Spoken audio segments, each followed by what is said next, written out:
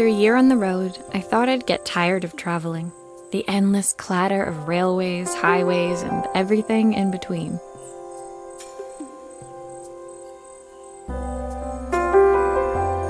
But as my train pulled into the station at Bellariva, I felt every bit as excited as the first day of my journey. A whole year. It felt like a lifetime. The places I'd seen, the people I'd met, of course, the forgotten treasures I'd given a new lease of life along the way.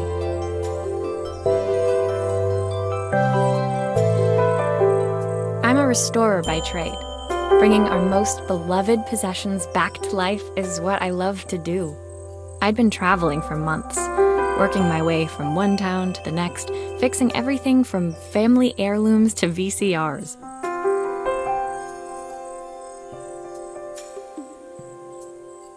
Bellariva was my chance to take a break. Unfortunately, that would have to wait until after I'd unpacked.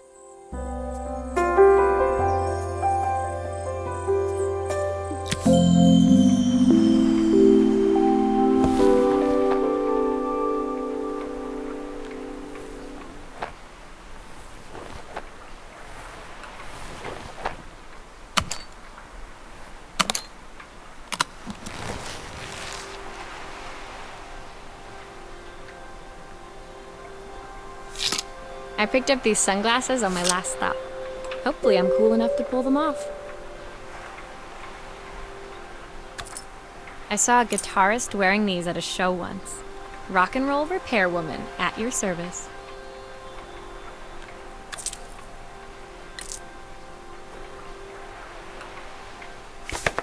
My passport. Not many blank pages left now. The tools of my trade. No hope of restoring things without these.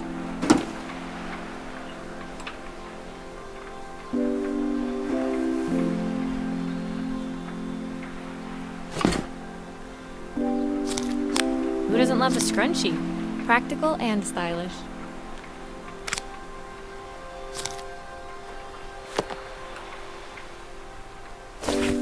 My favorite overalls. These will never go out of style. My parents took this after I made my first repair. Seems like a lifetime ago. Looking forward to taking more close-ups of my fingers with this. I'll hand these out once I'm settled in. Fingers crossed they get me some work.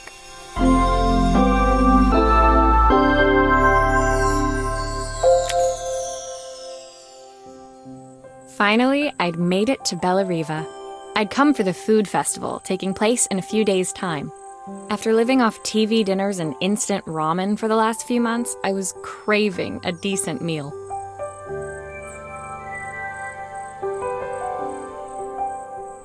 Of course, I'd need to earn enough money to pay for it, so I figured I'd head out the next day and find some work.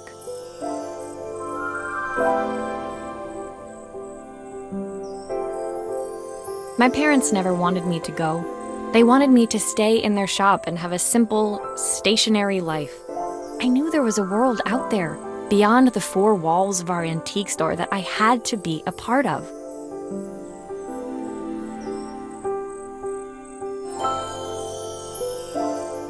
I daydreamed constantly about the weird and wonderful places each of our antiques came from.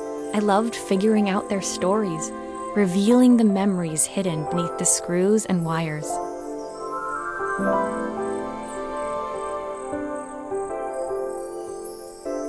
My story in Bellariva began with a little girl and a voice she was longing to hear.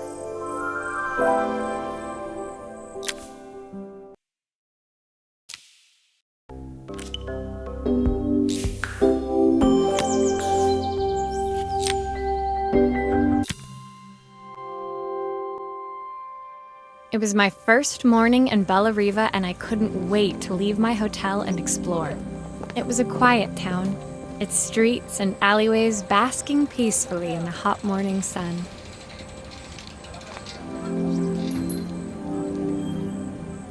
In the main square, meanwhile, Preparations were underway for the festival in a few days' time.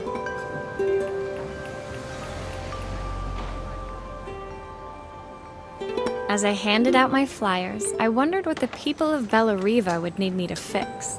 So far, everything here seemed perfect.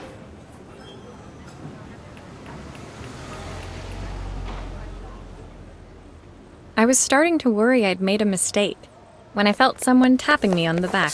Hi, I'm Izzy. Do you know how to fix things?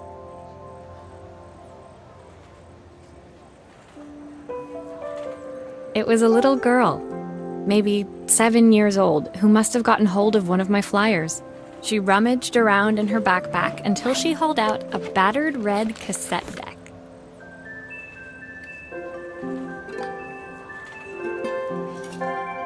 My tape is broken and I can't make it work anymore.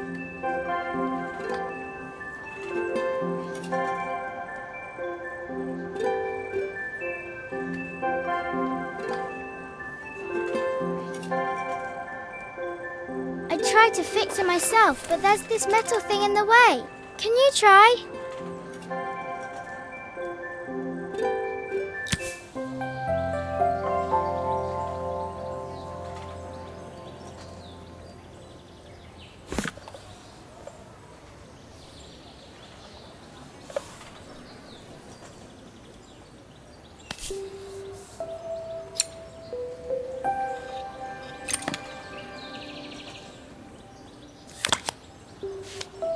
Aha!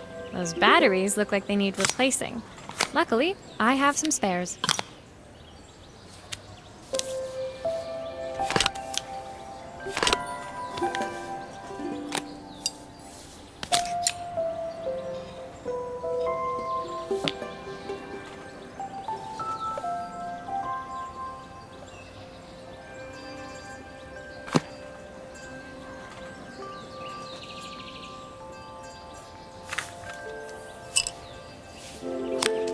Why did you do that?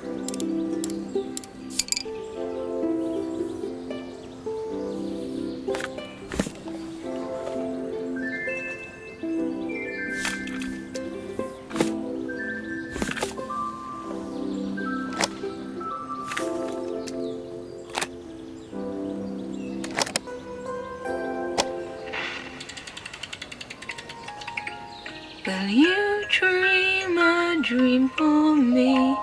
If I sit by your side and hold you so tight, know that I will always love you, even though When it finished, Izzy picked up the tape deck and tucked it carefully into her backpack.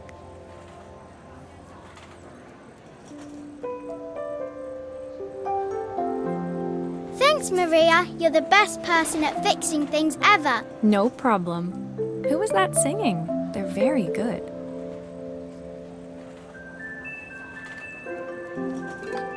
It's my mum. She's not here anymore. Izzy trailed off. It was the kind of silence a cassette tape would never be enough to fill.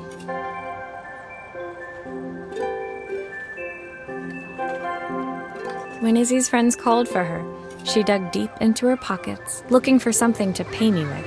Eventually, she produced a grand total of a stick of gum, 3 mismatched buttons, and a yo-yo.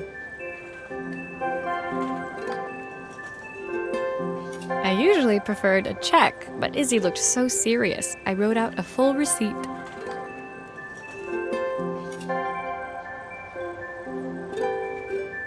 She seemed like a happy kid, but beneath it all, part of her life had been shattered.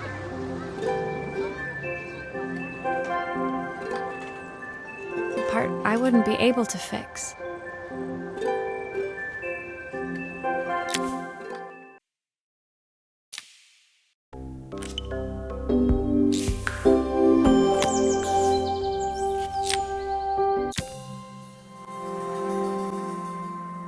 My first repair complete, I spent the rest of the day doing small jobs in and around the square.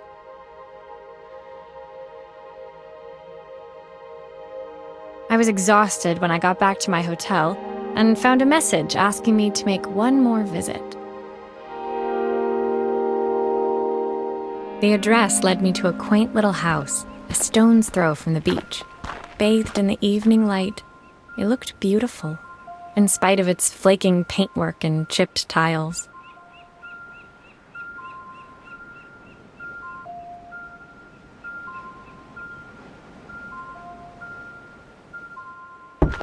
The front door was opened by a harried-looking man, still dressed from a long day at the office. Are you Maria? My name's Joseph. I'm Isabel's father.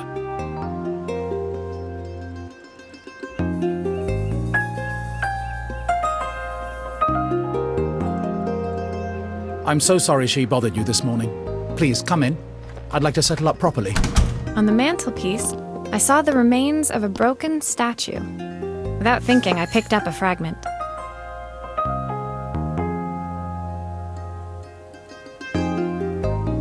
Ah, my father's statue.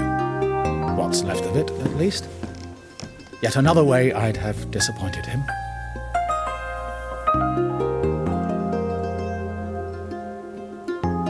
It survived 100 years in this family. But 5 minutes with Isabel and... Do you think you can salvage it?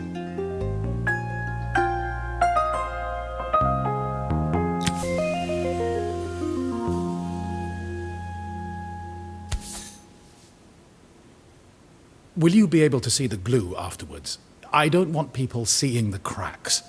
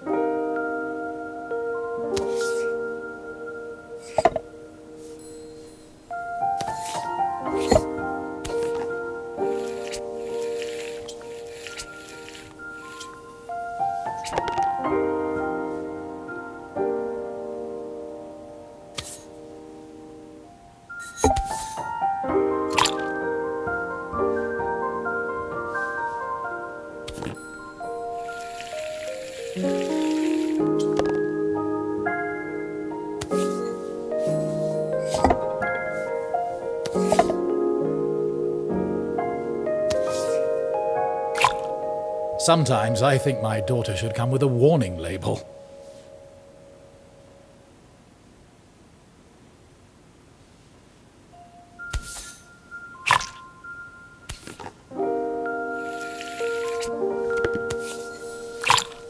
Is this glue really strong enough to hold everything together?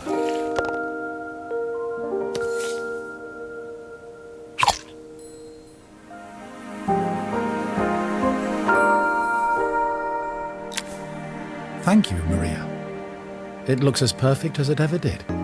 My father wanted me to make something of myself. He didn't have time for anything less.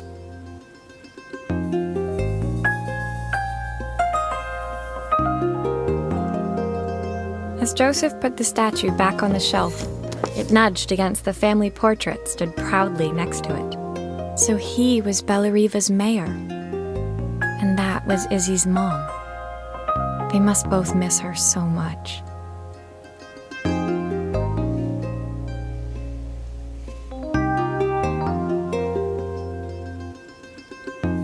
Sorry, I'm a little tired.